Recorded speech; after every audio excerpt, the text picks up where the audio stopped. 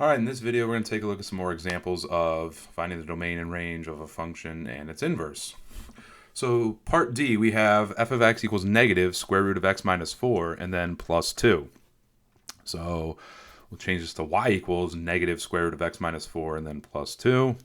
And switch our x and y, so we get x equals negative the square root of y minus 4 and then plus 2. So we want to get this y that's inside of a square root by itself. First up, we're going to take care of this plus 2 that's outside the square root. So if we subtract 2 from both sides, we'll get x minus 2 equals negative square root of y minus 4. Now we have this negative that's in front of the square root, and truth be told, there's two different steps we can take that are going to lead us to the equivalent answers.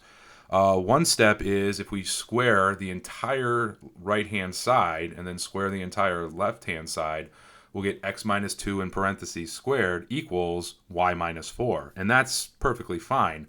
Here, for this tutorial video, I'm going to get the square root by itself by dividing everything on both sides by negative 1 to eliminate this negative in front of our square root. So dividing everything on both sides by negative 1, we'll get negative x plus 2 equals the square root of y minus 4. And then squaring both sides, we get negative x plus 2 in parentheses squared equals y minus 4. And believe it or not, negative x plus 2 in parentheses squared would be the same thing as x minus 2 in parentheses being squared. So it's really a matter of personal preference as far as how you want to approach the answer here. But in any event, we're going to add 4 to both sides, and we get, for our inverse function, negative x plus 2 in parentheses squared plus 4, which, again, is the same as the graph of x minus 2 in parentheses squared plus 4.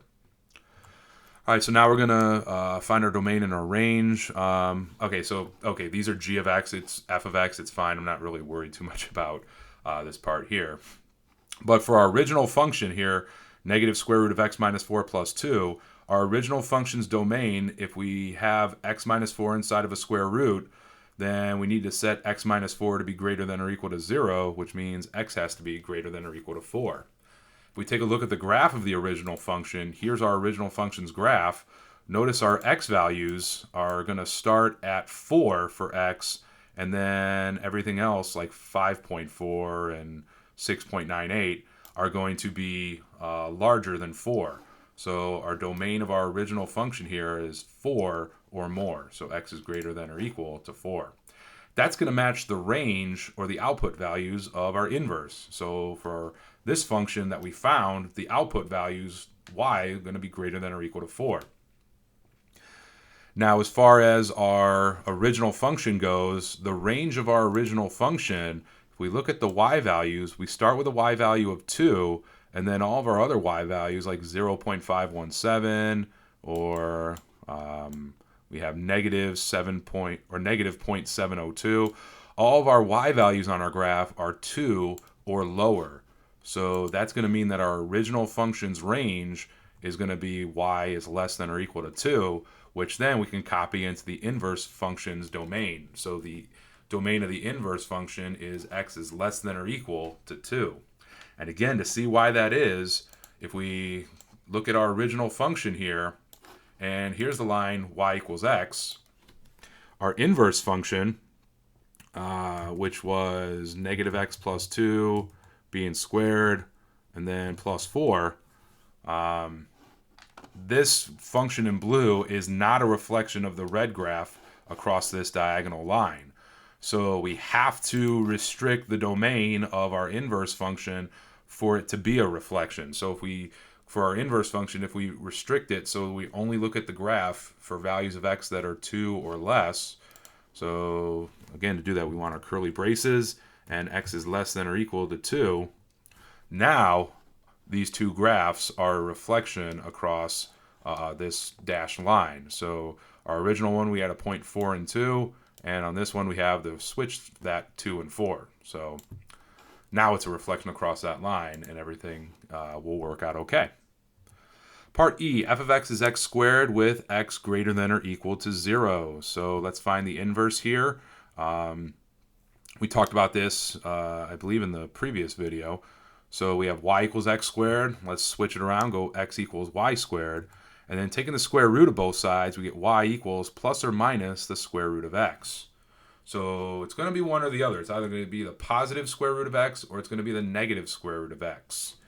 And for our purposes, we're still not sure which one it is yet, plus or minus the square root of x. And it cannot be both square root of x and negative square root of x because it's going to fail the vertical line test. So just to show you that here, if we have let me hide this, square root of x, and then we have negative square root of x, it's going to fail the vertical line test. So it's got to be one or the other. It cannot be both. And to help us with that, we're going to look at what our original problem said. We had x squared with x is greater than or equal to 0. So if we look at x squared, f of x is x squared, and then we're going to add to that a condition that x is greater than or equal to 0. So here's our original function. And now if we look at the square root of x and we look at negative square root of x, one of these is going to be a reflection of our original function across this diagonal line. And clearly the negative square root of x is not that one. It's not that case. It's actually the positive square root of x is the original function reflected over that line. So truth be told, if this said x is less than or equal to 0, then it would have been the negative one would have been the reflection. But because it said x is greater than or equal to 0, it actually turns out that the positive square root of x is our inverse function. So again, it has to be a reflection of our original function across this diagonal line. So we know our original function's domain is x is greater than or equal to 0, which is going to match the inverse function's range. Notice this inverse function here, our lowest value of y is 0, and then all the other values of y, like 0.678 and 1.676, are greater than 0. So 0 or higher for our inverse function's range. Our original function's range was y is greater than or equal to 0. So again, here's our original function. All of our y values are 0 or higher, like 0.865.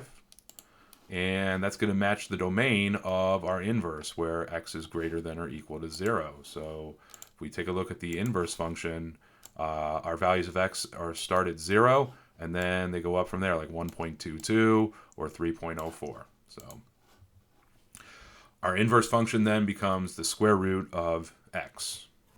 All right, so that about does it for this video. Thank you for watching.